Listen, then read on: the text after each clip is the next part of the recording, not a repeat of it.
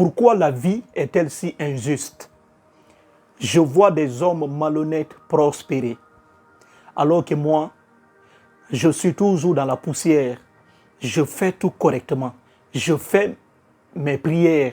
Je fais toutes mes prières correctement, mais rien ne va dans ma vie. Je pense que l'honnêteté ne sert à rien. Parfois, il faut être malhonnête. Parce que des hommes cruels prospèrent. Alors que moi, je suis toujours là, moi qui fais du bien. Tu t'es posé cette question plusieurs fois. Et tu es bloqué dans cette réponse. Tu cherches une réponse qui ne vient jamais. Pourquoi la vie est-elle si injuste? Aujourd'hui, la sagesse va te répondre. Commençons d'abord par une expérience. Peut-être cette expérience va te permettre de voir correctement le monde. Prends 2 pierres. Une grosse pierre lourde et une petite pierre qui n'est pas lourde comme la première, un peu légère par rapport à la première pierre. Il faut des tailles différentes et aussi des poids différents. Prends ces 2 pierres. Pars au bord de la mer. Si vous avez un fleuve à côté de vous, pars au bord du fleuve. Si vous avez un lac, va à côté du lac. Ramasse ces 2 pierres et jette ces 2-là dans le lac, ou dans la mer, ou dans le fleuve. Qu'est-ce que tu vas constater? Si tu jettes la grosse pierre va couler. La petite pierre aussi va couler. Pourquoi? Parce que la loi de l'eau ne fait pas de différence. La loi de l'eau ne fait pas de favoritisme. Les 2 pierres vont couler de la même manière. Parce que la loi de l'eau ne fait pas de différence. La loi de l'eau ne sait pas quelle est la plus grosse pierre, quelle est la plus petite pierre. Toutes ces 2 pierres vont couler. De même, certaines lois de la vie s'appliquent à tous. Qu'on soit un homme de bien ou du mal, certaines lois de la vie s'appliquent à tous les individus, pas de différence. Regarde encore ce que tu n'as pas vu. Il y a quelque chose que tu n'as pas remarqué. Toujours, on va continuer avec la même expérience. Prends un bois sec. Va jeter le même bois dans le même fleuve, dans le même lac. Qu'est-ce que tu vas constater? Le bois ne va pas couler. Pas parce que la loi de l'eau a changé. Non, la loi de l'eau n'a pas changé. La loi de l'eau reste toujours la même. Mais plutôt, c'est la nature du bois qui lui permet de flotter. Le bois ne coule pas parce que sa nature est différente de celle de l'eau. Si tu vois cette expérience, tu comprends une réalité. La question n'est pas pourquoi la vie est-elle si injuste, mais la question c'est plutôt comment devenir ce bois qui flotte au-dessus des lacs, au-dessus des mers, au-dessus des océans qui font couler des pierres. C'est la question qu'on essaie de se poser. Tant que tu continues à dire que la vie est injuste, alors tu resteras bloqué pour toujours. Tu resteras bloqué dans une prison. Parce que tu ne trouveras jamais la réponse correcte. Parce que tu restes bloqué. Tu deviens prisonnier de ta propre pensée. C'est une réalité que les psychologues ont confirmée. Face à l'adversité, 2 personnes peuvent subir une même injustice. Mais l'un peut couler et l'autre reste debout, toujours flottant.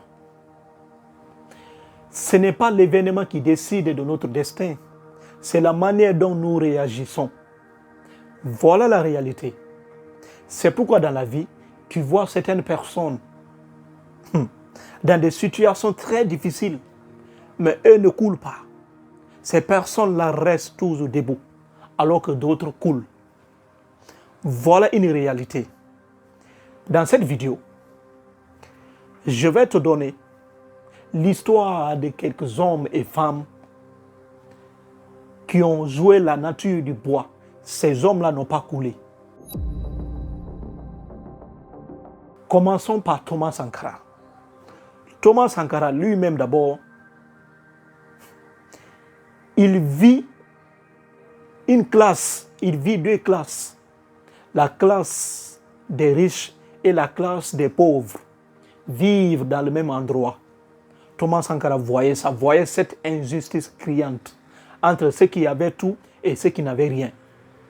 Thomas Sankara aurait pu s'y habituer, s'y résigner. Au lieu de ça, il choisit une autre manière, il choisit la nature du bois. Et il disait à sa population, mes chers camarades, l'injustice est une réalité. L'injustice est réelle. Mais cette injustice n'est pas une fatalité. L'injustice est une construction humaine. Et tout ce que les hommes ont construit, certains peuvent la défaire. Voilà ce que Thomas Sankara disait à propos de l'injustice. Thomas Sankara n'avait pas nié l'injustice, parce qu'il savait clairement que tout ce que les hommes ont construit, certains peuvent défaire. Regardez encore l'histoire de Nelson Mandela. Mandela qui a passé plus de 27 ans en prison. 27 ans, pas 10 jours, pas 27 jours, mais 27 ans en prison ferme. À sa sortie de prison, regardez ce que Nelson Mandela a dit. Il dit, l'injustice que j'ai subie était réelle et visible.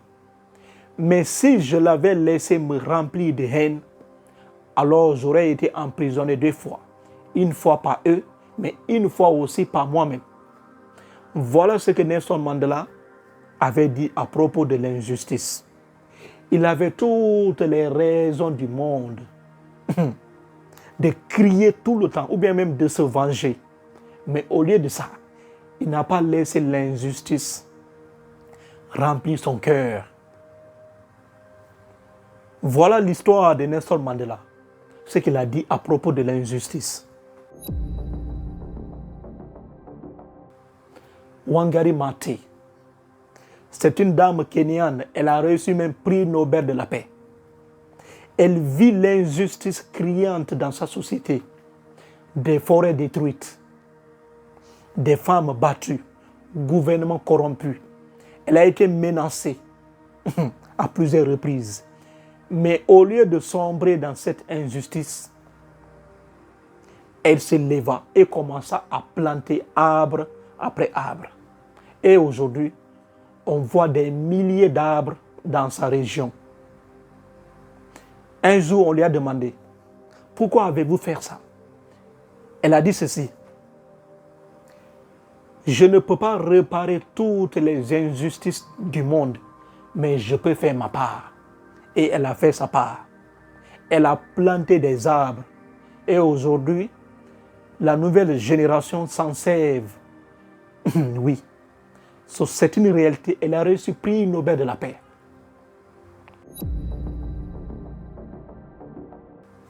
Épictète, ce grand philosophe, né boiteux et esclave de naissance et boiteux. Épictète avait toutes les raisons du monde de blâmer le ciel. C'est une réalité de blâmer le ciel. Mais Épictète, au lieu de se laisser sombrer dans cette injustice de naissance criante, il devint l'un des plus grands philosophes de la pensée intérieure. Qu'est-ce qu'il avait dit? Il a laissé quelques phrases très très magnifiques à propos de ceux qui se plaignent de la vie, de ceux qui parlent de l'injustice. Épictète disait ceci, tu vois l'homme injuste prospérer, mais tu ne sais pas ce qu'il paye en secret. La peur constante d'être découvert, le mépris de soi, la solitude d'un homme que personne ne respecte vraiment. L'injustice a ses dividendes et ses coûts invisibles qui se payent toujours. Voilà ce que Épictète disait avant sa mort.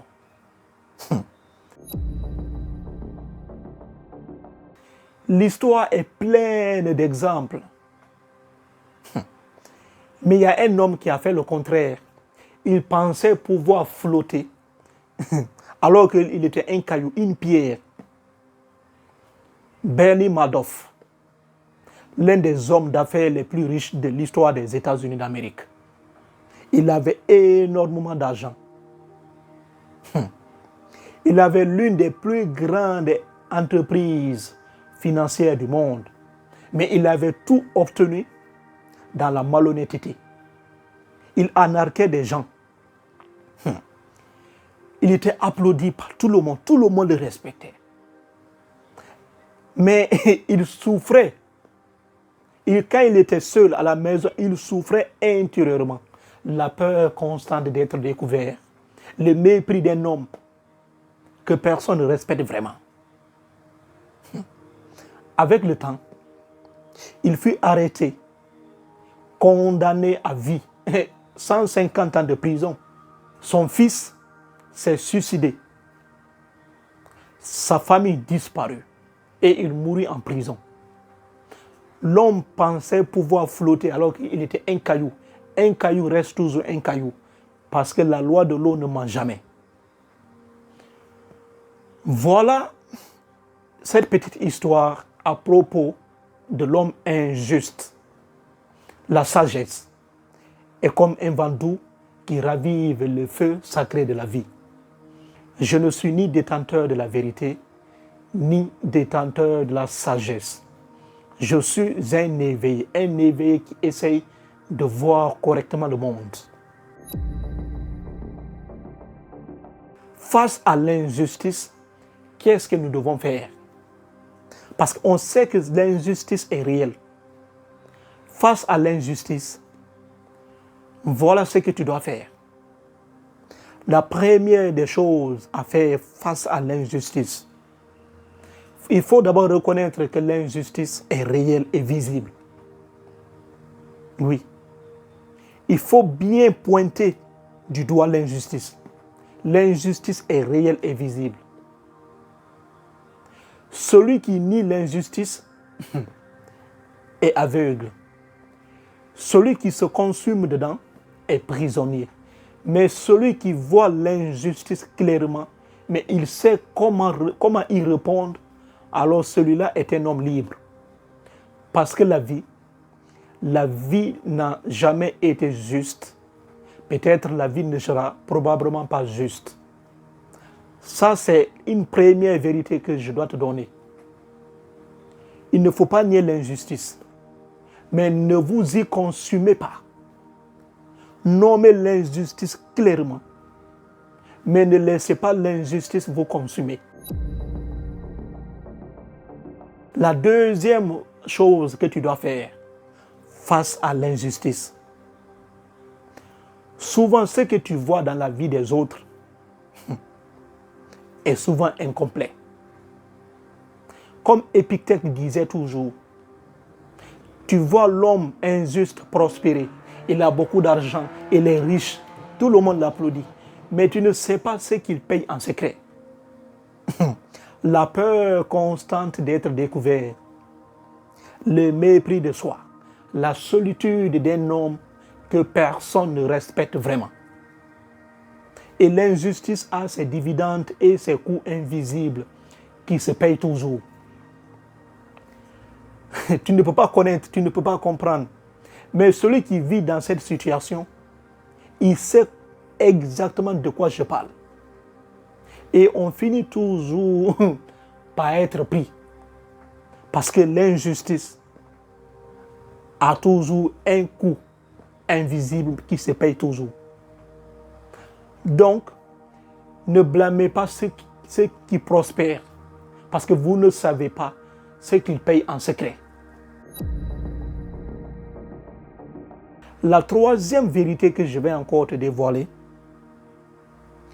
celui qui dort en paix parce qu'il a bien agi, possède quelque chose que l'homme injuste ne peut pas acheter. Le sommeil de celui qui a tout obtenu dans l'honnêteté est plus doux que celui qui dort dans un palais et obtenu tout par la ruse. Il faut bien comprendre cette réalité. Ton honnêteté n'est pas une naïveté. C'est l'une des vérités les plus éclatantes d'un homme qui peut se lever un matin, se regarder dans le miroir sans jamais détourner les yeux. Voilà ce que j'ai à dire. Conseil que je dois te donner. Comment devenir le bois qui flotte? Si vous voulez devenir le bois qui flotte au lieu de devenir un caillou, si tu deviens le caillou, c'est-à-dire tu laisses l'injustice t'aigrir, te faire croire que l'honnêteté est vaine, alors l'injustice aura gagné 2 fois. Une fois sur le terrain, mais une deuxième fois aussi dans ton cœur. Mais celui qui voit l'injustice et il sait comment y aborder, qui devient le bois flottant. Tu vois l'injustice, mais tu sais comment y répondre. Pour devenir le bois qui flotte, la première vérité de sagesse, c'est d'abord de reconnaître l'injustice. Il faut nommer l'injustice. Parce que Confucius disait toujours, la rectification des noms est le fondement de la justice. Il faut dire chaque chose par son nom. Si c'est une chose injuste, il faut dire injuste.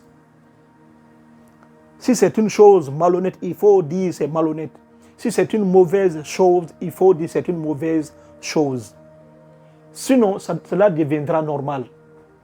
C'est une injustice, il faut reconnaître clairement. Donc, tu reconnais clairement, mais ne vous laissez pas noyer dedans. Ne vous y consumez pas. Ne vous y résignez pas. C'est la première vérité de sagesse. Tu reconnais ce que c'est que l'injustice, mais on ne se noie pas dedans. Comme je vous ai dit depuis le début, des grands hommes sont devenus des bois qui flottent. La deuxième des choses à faire, pour devenir toujours ce bois qui flotte, utilisez plutôt l'injustice comme carburant. Oui, reconnaissez l'injustice, mais ne vous y consumez pas. Utilisez ça comme carburant. Cela vous motivera à avancer. Comme Thomas Sankara avait fait, comme Wangari Maathai avait fait, comme Nelson Mandela avait fait. Toutes ces personnalités n'ont pas né l'injustice. Toutes ces personnalités ont choisi l'injustice comme carburant pour progresser. Si vous restez bloqué dans cette logique, pourquoi la vie est injuste, vous attendrez une réponse que vous n'obtiendrez jamais. Parce que cette réponse ne viendra presque jamais. Donc, utilisez l'injustice comme carburant. La troisième vérité de sagesse, comme je l'ai dit, parce qu'il faut toujours reconnaître l'injustice comme réelle. Si vous ne reconnaissez pas l'injustice comme réelle, vous ne pouvez pas avancer. Développez une paix intérieure, une intégrité intérieure. Ne vous laissez pas influencer par des événements extérieurs. Développez un esprit calme, une pensée intérieure extrêmement solide qui vous permettra de flotter au-dessus des lacs, au-dessus des océans et au-dessus des mers. Voilà ce que j'avais à dire concernant l'injustice. Donc, ne disez pas. Donc, il ne faut pas tout le temps dire que la vie est injuste. Il faut être parfois malhonnête. Ça ne marche pas parce que la nature nous a montré le contraire. La nature nous a toujours dit, la nature surtout le temps nous a tout.